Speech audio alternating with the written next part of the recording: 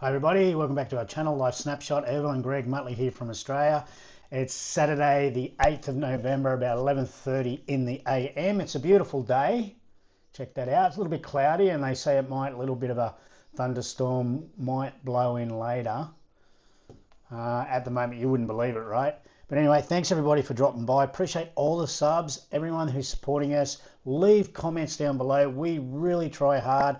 Anybody you can ask that's already left comments, you'll see that I always try to.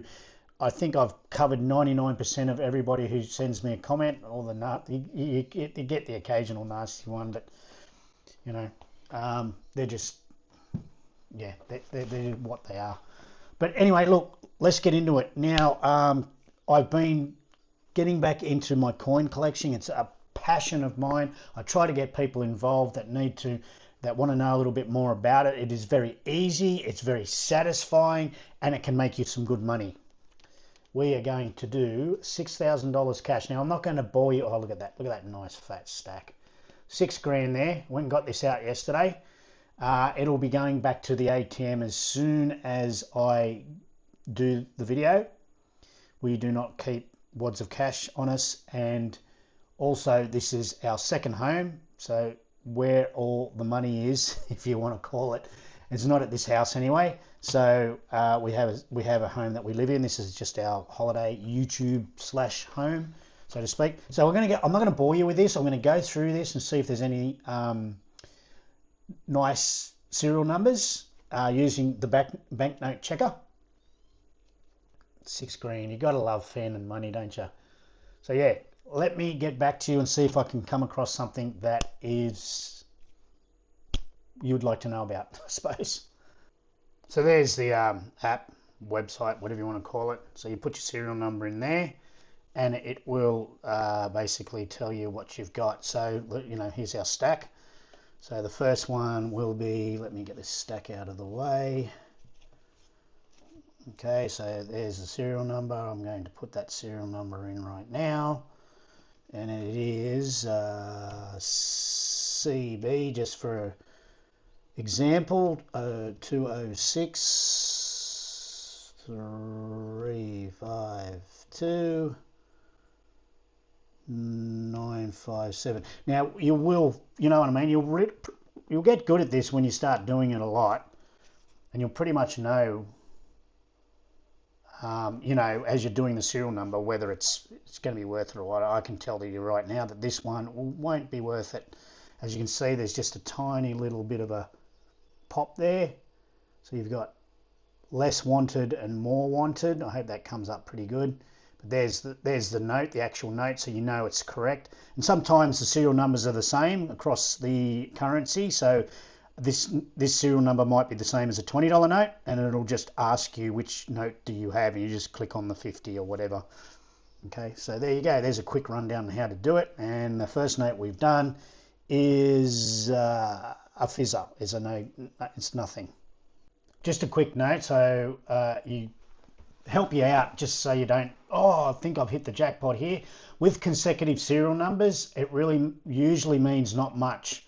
Okay, just because you've got, say, you know, 991, 992, 993, they're consecutive and in a row, as this example is showing you. This is from this stack.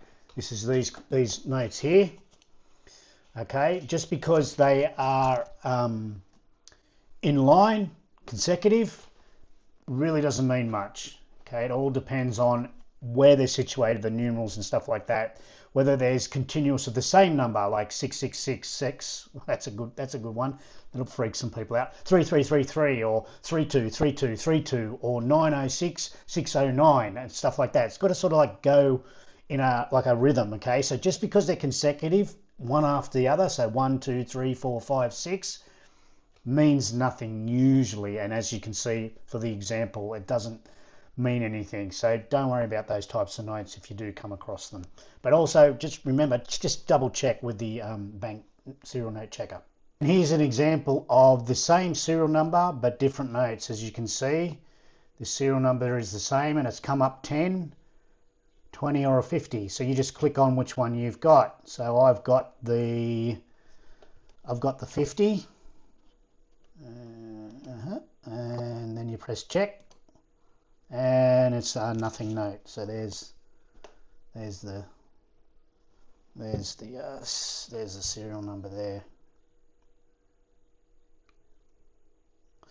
and it's just a general prefix, so it doesn't come up as no special note found. So there's an example of the same serial number but over a 10 and a 20 and a $50 note. Going through them, this is a stack of $2,000 I've gone through. Absolutely nothing, that's junk. It's going back to the bank. But I came across my first AA note, so put this in AA 13 276 344. She's a 50, check. The reflections, there's a serial, and there's, so it is a first prefix, AA. So let me just, it might be better if I do it like that.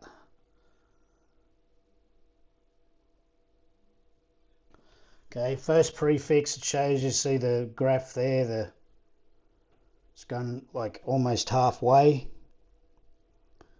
That's an example. Just a quick note here, so you guys know, like there's the note, I'll show it on the screen. Look at it this way as well, see how it's all, you know. Well, let's face it, now I'll show you just a couple of things, okay? It's the AA13. It says AA, so that means it's first prefixed, and then it's 13, which means it was minted in 2013. So it's quite, you know, it's been around, this note, and $50 notes in Australia, everybody's got one. So as for condition, I'm not going to give it, obviously it's not a grade A note, it's not uncirculated, it's been around. But when you think about it, it's a, what, it's going on, what, it's got to be almost 13 years old, coming up to the end of 2025. So it's a keeper for me. I'm going to keep this note. It's not perfect, but it's just a first prefix. It's rare to come by, and just think about it. I've gone through 2,000. Here's $2,000 I've gone through, absolute bust, and here's another 400. So I took $2,400 worth of $50 notes, okay, to come across this one note. So if it was all creased up and wrinkly more than this, I probably wouldn't keep it. But it's not bad condition. I don't mind it. I'm going to keep it. This is a keeper. AA13 note. And just like that, not long after, I've still got my stack of 2 here that I've gone through. I'm going on the next 1,000. I'm up to about 600 here. So not long after I got that first prefix, I've got this one. So I'll show you. It's DM 066000968. And it comes up as a strict rotator serial, 8-digit. Now I've been doing this for years and years, pretty much decades really,